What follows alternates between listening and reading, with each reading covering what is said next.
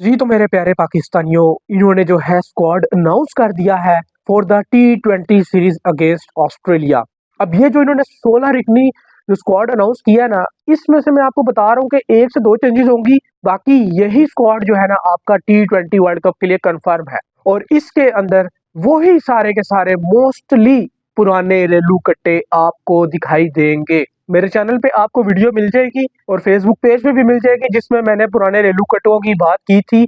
और मैंने कहा था कि आपको पता भी नहीं चलेगा, ये पुराने रेलू कट्टे आपको टीम के अंदर दिखाई देंगे, जिसमें नसीम शाह है, जिसमें शादाब खान है, जिसमें जो है ये आपके शाहीन शाह अफरीदी हैं। इसमें सिर्फ एक बंदा जो है ना वो मिसिंग है, हारिस रऊफ। उसको इन्होंने इस दफा बली का बकरा बनाया सिर्फ फैंस को खामोश करवाने के लिए और ये बावर कराने के लिए कि हमने जो है मेरिट पे सिलेक्शन किया। हालांकि ऐसा कुछ भी नहीं है। और हो सकता है कि जब T20 वर्ल्ड कप का स्क्वाड अनाउंस हो तो उसमें हारिस रऊफ आपको नजर आए उस 15 रुकनी स्क्वाड में, ये भी मुमकिन है। और हो सकता है कि एक आधा कोई वहां से ये बाहर करते जो भी इन्होंने सेलेक्ट किया है ये स्क्वाड, जो इन्होंने सीरीज खेलनी है ऑस्ट्रेलिया के साथ T20 की। तो ये 16 रुकनी स्क्वाड है। मैं इसके अंदर जो है जल्दी जल्दी आपके सामने नाम लेता हूँ। और इसमें से जो रेलू कट्टे जिनकी मैंने आपको कहा था कि ये ऐसे पिछले दरवाजे से घुसेंगे कि आपको पता भी नहीं चलेगा, और मेरी बातें वो सच्ची हुई हैं। जो जो बात मैंने की वो सारी की सारी सच्ची हुई हैं। इन्होंने फिर से 2 नंबरी तरीके से इन सारों को दोबारा घुसाया है। अब इनसे कोई पूछने वाला है कि किस परफॉर्मेंस की बेस के ऊपर आप शाहीन शाह अफरीदी को लेकर आए हैं, बाबर आजम को लेकर आए हैं, उसके बाद नसीम शाह को लेकर आए हैं। कौन सी ऐसी इन्होंने परफॉर्मेंसेस दी हैं? बीबीएल को ही देख लेना, बाबर भी बीबीएल खेल कर आए, शाहीन भी बीबीएल खेल कर आए। क्या परफॉर्मेंस है? नसीम तो जाके वो खेल रहे थे उधर T20 लीग, बीपीएल और इस तरह की लीग खेल रहे थे, उसमें क्या इन्होंने परफॉर्मेंस दिया? बल्कि ये तो दुबई गए हुए थे, क्या परफॉर्मेंस दी है वहां पे? बस 1-3 विकेट ले ली, 18 रन दे के बस। उसके अलावा कैसे इन्होंने झंडे गाड़े हैं कि आप उनको दोबारा टीम में ले आए हैं? कोई कंसिस्टेंट परफॉर्मेंस दे रहे थे नसीम शाह? नहीं। कोई फिटनेस अपनी बेहतर करके आ गए? नहीं। ये तो सारे के सारे उसी तरह ही है। और मैंने आपको ये भी कहा था कि शाहीन शाह अफरीदी को ये लोग जबरदस्ती फिट करके वापस लेकर आएंगे स्क्वाड में। अभी वो फिट नहीं है मुकम्मल तौर पे, लेकिन इन्होंने उनको सिर्फ नाम के पीछे स्क्वाड के अंदर डाल दिया। मैं नाम लेता हूँ, देखते जाए। सलमान अली आगा कैप्टन, ये तो सबको पता था होंगे। इब्रार अहमद सबको पता था ये भी होंगे। बाबर आजम, वही बात है ना कि आप नाम के पीछे भागे। कोई परफॉर्मेंस नहीं दी बाबर आजम ने। 12 मैचेस खेले बीबीएल में, सिर्फ 2 के 3 फिफ्टियां बस। उसके अलावा क्या परफॉर्मेंस दी है मुझे बताएं? किस बेस पर आप बाबर आजम को लेकर आए? क्यों जो है आपने अब्दुल समद को स्क्वाड से बाहर किया? आपने उस डिजर्विंग लड़के का हक मार दिया। हसन नवाज किधर है? कोई पता नहीं, बिल्कुल पिक्चर से गायब। इरफान खान न्याजी किधर है? बिल्कुल पिक्चर से गायब। अब्बास अफरीदी किधर है? बिल्कुल पिक्चर से गायब। जिन लड़कों के ऊपर आपने पिछले 2 से 3 सालों में इन्वेस्टमेंट की, जिनको आपने बायलैटरल सीरीज खिलाई इसलिए कि आप उनको जो है आगे वर्ल्ड कप में लेकर जाएंगे, उनको जो है आप वर्ल्ड कप के लिए टीम तैयार कर रहे थे और उसका हिस्सा बनाया हुआ था, किधर है वो आज सारे प्लेयर? जमान खान जो बीबीएल का टॉप परफॉर्मर रहा, उसको तो आपने बाहर कर दिया। और अगर आपने बीबीएल को ही बेस बनाया है तो फिर तो हारिस रऊफ ने शाहीन से भी बेहतर परफॉर्मेंस दी, बाबर से भी बेहतर परफॉर्मेंस दी, फिर उसको भी ले आते, फिर उसको बली का बकरा क्यों बना दिया? अगर आप लोगों का यही क्राइटेरिया था तो यही तो चीज मेरी समझ से बाहर है कि यार आप लोग क्या सोच के जो है ये टीम सेलेक्ट कर रहे हैं, ये क्या सोच के जो है आपने ये स्क्वाड जो है अनाउंस किया। इसके अंदर अभी भी मैं वही कह रहा हूँ कि 4 से 5 पुराने रेलू कट्टे हैं जिनकी जगह नहीं बनती थी, उनकी जगह आप नए लड़कों के साथ चले जाओ, वो हमें मंजूर है। आप उन लड़कों के साथ चले जाओ और हार जाओ, हमें वो मंजूर है। इनके साथ जाना हमें मंजूर नहीं है, क्योंकि हम पीछे 7 से 8 आईसीसी टूर्नामेंट इन्हीं लड़कों के सरों के ऊपर जो है हमारे हैं। उसके बाद है जी फहीम अशरफ, इनका भी पता था कि इन्होंने आना है। Fakhar Zaman without any performances team के साथ चिपके हुए हैं। अब जो है इस वर्ल्ड कप के बाद इनको भी इज्जत से रिटायरमेंट ले लेनी चाहिए, क्योंकि अब इनके अंदर वो बात नहीं रही। सॉरी टू से, आपको अच्छी लगे बुरी लगे, लेकिन जो पाकिस्तानी टीम के फायदे में बात नहीं होगी, मैं वो लाजमी करूंगा कि भाई ये चीज पाकिस्तानी टीम के फायदे में नहीं है और इस बंदे को टीम से बाहर होना चाहिए। आप टीम इंडिया का जरा जाके देखो स्क्वाड, उन्होंने शुभमन गिल को उठा के बाहर कर दिया।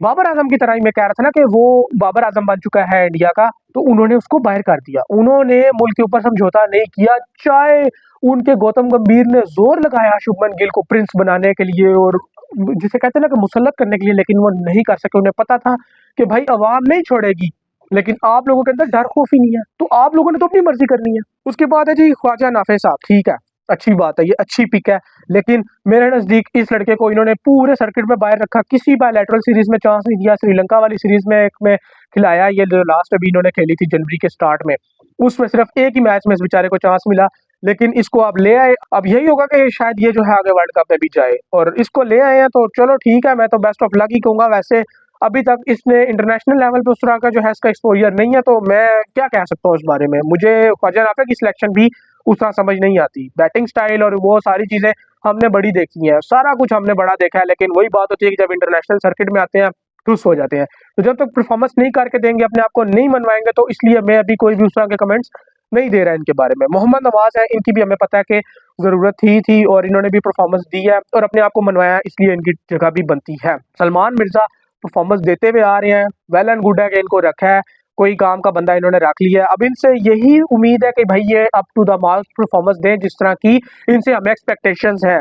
उसके बाद जो है नेक्स्ट पे आते हैं मोहम्मद वसीम जूनियर, ये भी कंसिस्टेंट परफॉर्मेंस देते हुए आ रहे हैं और इनसे भी हमें उसी तरह ही उम्मीदें हैं कि भाई ये भी पाकिस्तानी टीम की जीत में अहम किरदार अदा करेंगे, अनलेस अनटिल अगर इनको चांस देते हैं प्लेइंग 11 में तब, वरना अगर इनको बाहर ही बिठाना है तो कोई ज़रूरत नहीं है लेके जाने की, बाहर निकाल दो स्क्वाड से। उसके बाद है जी नसीम शाह, पिछले दरवाजे से आई हुई पर्ची, कोई परफॉर्मेंस नहीं, उठा के टीम के अंदर ले आए, 2 से 3 मैचेस की परफॉर्मेंस देख के टीम में ले आए, ना फिटनेस का पता ना स्किल सेट का पता, कुछ भी नहीं, और आ गए हैं टीम में सूखे सूखे पर्ची की बेस पे। उसके बाद है जी साहिबजादा फरहान विकेट कीपर। अब इस बंदे की भी पिक एक ऑटोमेटिक चॉइस थी, सबको पता था कि भाई ये जो है अभी कंसिस्टेंट परफॉर्मेंस है बैटिंग में दे रहे हैं और इनकी जो है ज़रूरत है। लेकिन अब मेरी साहिबजादा फरहान से भाईजान ये रिक्वेस्ट है कि अपने आप को जो है ना थोड़ा सा बदलो, ग्रूम करो। जिस तरह की आप फेसबुक वगैरह पे पोस्टें कर रहे हैं ना, बिल्कुल एक इमेच्योर इंसान लग रहे हो आप। तो आपने अगर परफॉर्मेंस दिया तो भाई अब आपने कोशिश करनी है कि उस परफॉर्मेंस को कंटिन्यू करो। और सबसे बड़ी चीज़ कि आप ओपनर हो, आपने ऊपर से अर्ली स्टार्ट देना है भाई। अगर आप 20 बॉलें खेलकर 25-26 रन बना रहे हो तो कोई फायदा नहीं है, फिर आप भी जस्ट लाइक बाबर और रिजवान की तरह हो, फिर कोई चेंज नहीं। अगर आपने 20 पे 26 बनाना है, आपको रखा किस लिए गया कि भाई अगर आप 26 स्कोर कर रहे हो तो वो 6 बॉलों पे 7 बॉलों पे होना चाहिए, इसलिए रखा गया। अगर आप भी स्लो खेलोगे तो कोई फायदा नहीं है। आपको ओपनिंग पे इसीलिए भेजा गया कि भाई दायरे में या फील्डर्स उनके सरों के ऊपर से गुजारो और अर्ली रन्स करके दो, जिस तरह इंडिया के अभिषेक शर्मा करके देते हैं। जाओ गुस्सो और फट जाओ, ये काम करने के लिए आपको रखा गया है। ये काम करने के लिए नहीं रखा गया कि आप खाली क्लैशनकोफ ने बनाओ और ये करो वो करो एक्शन मारने के लिए नहीं, परफॉर्मेंस करके दो भाई। आपके ऊपर जो है अब हमें काफी ज्यादा उम्मीदें हैं और अब एक मेगा इवेंट आ रहा है तो उसमें आपने परफॉर्म करके देना है, जस्ट लाइक आपने जिस तरह एशिया कप में परफॉर्म किया था। उसके बाद यदि साइम अयूब, कोई परफॉर्मेंस नहीं है, ये भी मैं कहूंगा कि फखर जमान की तरह चिपके हुए हैं अभी तक। इस बंदे को यही कहूंगा कि भाई तू जो है बाबर रिजवान वाली गलती ना करी भाई, मेरे खामोशी से जा, डोमेस्टिक में अपने आप को बेहतर कर और उसके बाद टीम के अंदर आ। जब से ये इंजरी से वापस आया ना, इस बंदे ने कसम खा ली कि परफॉर्मेंस नहीं देनी, और जगह माल के जो है ना ये फिर बाकी प्लेयर्स की भी बैठ गया। अभी भाई आप यंग हो, आपका करियर बहुत पड़ा हुआ है, अपने आप को जितना जल्दी हो सकता है बेहतर करो और टीम के अंदर वापस आओ और परफॉर्मेंस करके दो। टीम के अंदर तो चलो हो ही हो, लेकिन परफॉर्मेंस नहीं है, इसलिए मैं ये कहूंगा कि खुद ही इज्जत से चले जाओ वर्ल्ड कप के बाद, अपने आप को बेहतर करके आ जाओ, मैं तो यही कहूंगा। बाकी अगर नहीं करोगे तो ठीक है, चिपके रहो जिस तरह बाकी चिपके हुए हैं। उनका हमने क्या कर लिया, बोल बोल के गली सारी जो है ना हमने खुश की है, और क्या किया है। उनको नहीं बाहर कर सके तो तुझे कहाँ से करेंगे। फिर Shadab Khan without any performance team के अंदर, बीबीएल में इसने क्या परफॉर्मेंस दिया है, मार खाई है, 40-40 स्कोर खा रही है, कोई विकेट नहीं आ रही थी, मार खा खा के आ गया टीम में। श्रीलंका के अगेंस्ट सीरीज में क्या किया, कुछ भी नहीं। और वही बात है ना कि पुराने रेलू कट्टे वही आगे चल के मुड़ के टीम के अंदर, इनको तो आजमाया गया ना। वही बात है ना कि दुख इस चीज का कि भाई इन्होंने 7 से 8 आईसीसी टूर्नामेंट बेड़ा गर्क कर दिए, अभी भी आप लोगों का दिल नहीं भरा कि मुड़ मुड़ के इन्हीं को जो है दोबारा टीम के अंदर रख रहे हो। नेक्स्ट है जी शाहीन शाह अफरीदी, सेम एज इस पर्ची, अनफिट बंदा उठा के सिर्फ आपने नाम के पीछे डाल दिया है टीम के अंदर। पैट कमिंस जो है इतना बड़ा नाम, world cup winner, captain, ICC की जो टेस्ट चैंपियनशिप का विनर, वो अगर एशेज से बाहर हो सकता है, सिर्फ एक टेस्ट खेलता है तीसरे वाला, बाकी चारों में बैठता है, तो शाहीन अफरीदी तो भाई उसका पास को भी नहीं है, तो ये क्यों नहीं टीम से बाहर हो सकता मेगा इवेंट में। इसकी जगह आप डालो अब्बास अफरीदी को, जमान खान को डालो जो बीबीएल में परफॉर्मेंस देकर आ रहा है। मैं तो भाई आप लोगों के क्राइटेरिया से निकाल निकाल के बता रहा हूँ।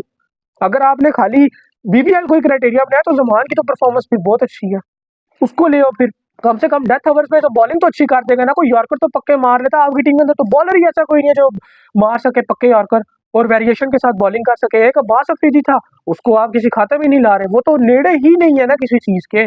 उसके बाद है जी उस्मान खान, ये जुगाड़ मुझे नहीं समझ आती कि किस लिए है। अगर आपके पास साहिबजादा फरहान है तो फिर उस्मान खान की मुझे समझ नहीं आती कि ये क्यों है टीम में। इसकी जगह अब्दुल समद को डाल देते यार, हसन नवाज को डाल देते, उनका क्या कसूर है यार, उनको क्यों जो है आपने टीम से बाहर कर दिया। उनके ऊपर खासतौर पे हसन नवाज के ऊपर इतना इन्वेस्ट करके उनको एक आप जो है इंतमाम बना रहे थे और अब आपने उसको बाहर कर दिया, वो है ही नहीं किसी खाते में।